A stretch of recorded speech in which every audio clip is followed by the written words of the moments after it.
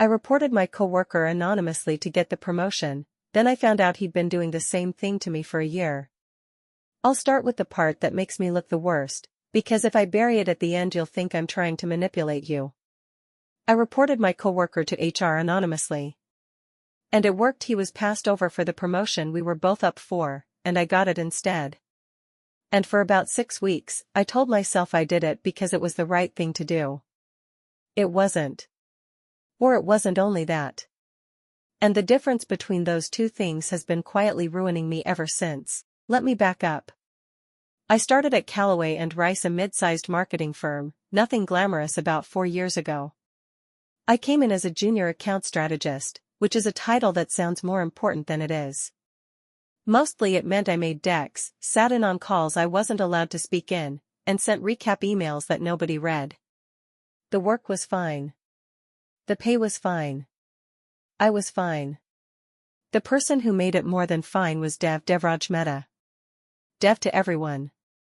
He started 3 months after I did, same level, different team. We met at one of those mandatory after-work happy hours that everyone attends for exactly 45 minutes before collectively deciding they've fulfilled the social contract and leaving. Dev stayed. I stayed. We ended up at the bar long after everyone else had gone, talking about everything except work, his family in Chennai, my complicated relationship with my mother, a TV show we'd both apparently been watching in parallel without knowing it. We became work friends fast. Then real friends. The kind where you text outside of work, grab lunch on purpose instead of by accident, and start to feel like the job is more tolerable just because that person exists in the building. For about 2 years, Dev was the best part of my professional life. He was also genuinely good at his job. I want to say that clearly because I think it matters for everything that comes later. He wasn't coasting. He was sharp, fast with ideas, good with clients in that natural, easy way that some people just have and others spend years trying to learn. I respected him professionally. I still do. What I didn't know for a long time was the other side of him. It started small. It always does, right? The first thing I noticed was in a team meeting about 18 months in. We'd been put on a joint project, a rebranding pitch for a regional grocery chain, small account but visible internally. We'd worked on the concept together, genuinely together, back and forth over 2 weeks.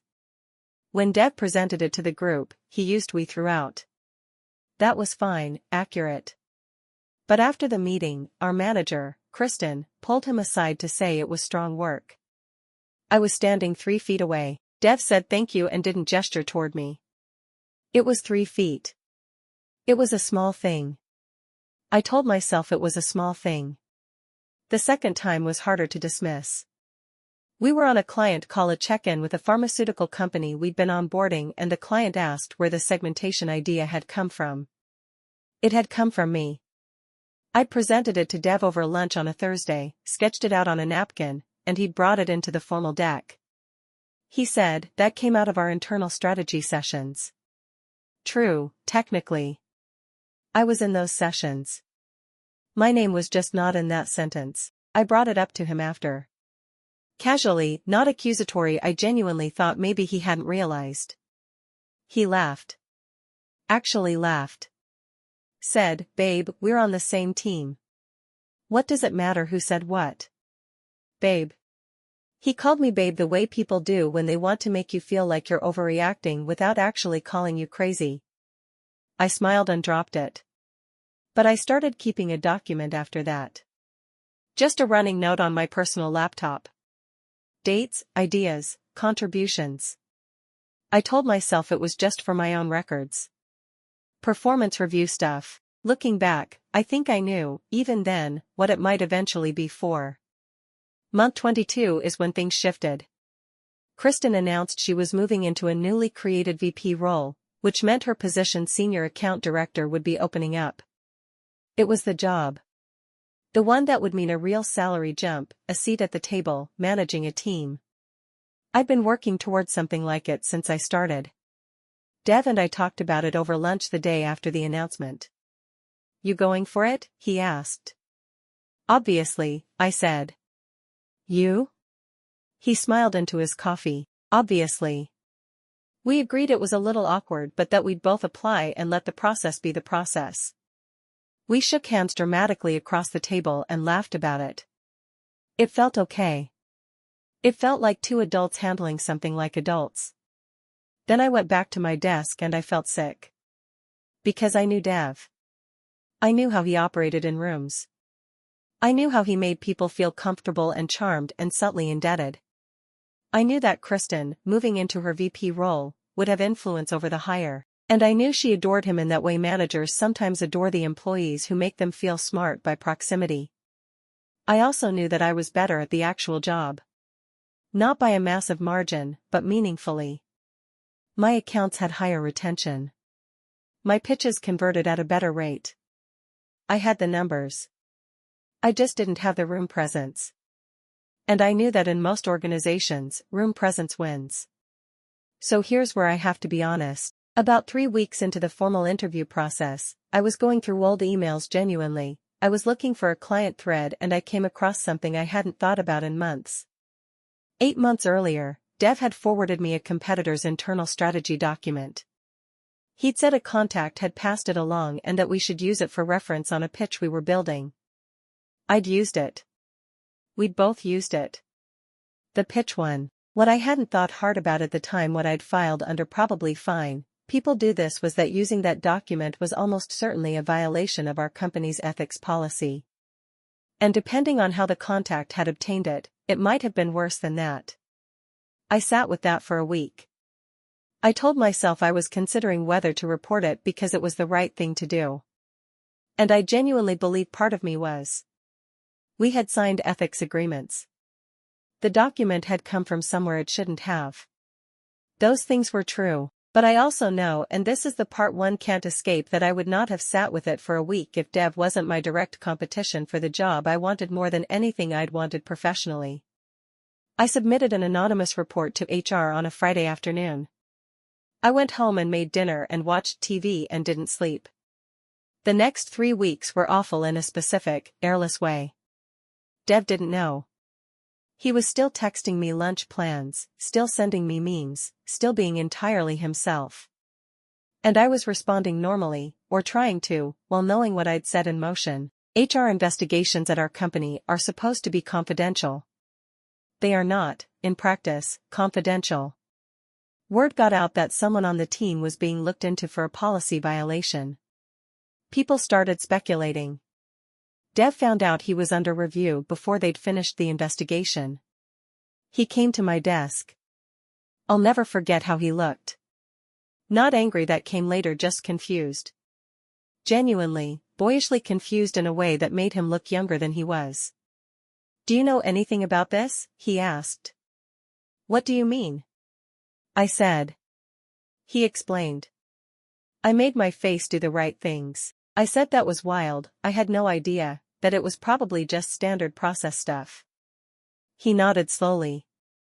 "Yeah," he said. "Probably." He went back to his desk. I went to the bathroom and stood over the sink for a while.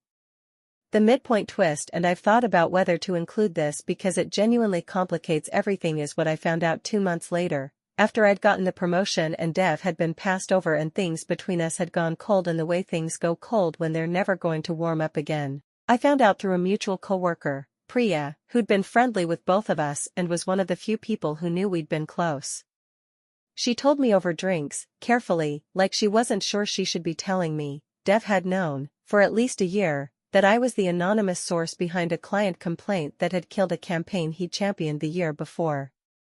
There had been a campaign I'd raised concerns about the messaging internally and been dismissed, and then I'd flagged it to the client directly, which had resulted in the campaign being pulled. I'd done it because I genuinely thought the messaging was problematic.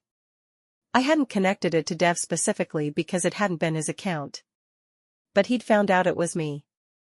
And he'd never said anything. And Priya said gently, carefully, that after that, he'd started being more careful about how he credited me in rooms. Not because he'd invented the habit. But because he'd made a decision. I put my drink down. I don't know what to do with that.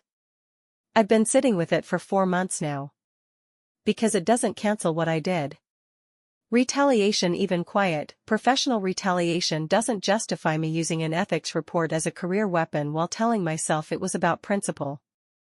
Those things can both be true.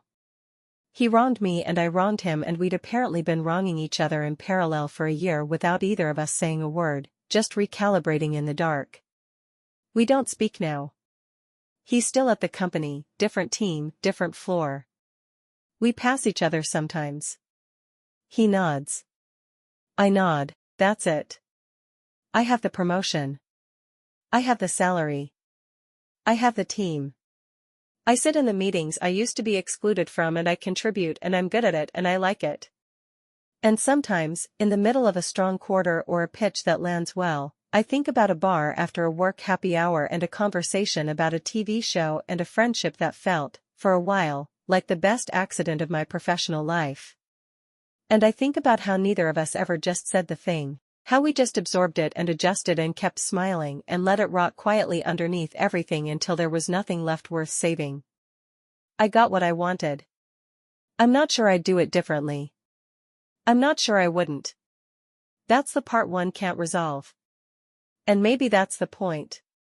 I'm not asking if I'm the asshole. I think I already know the answer to that. I guess I just want to know if you've ever gotten something you worked for through means you're not proud of, and whether it ever stops feeling like both things at once.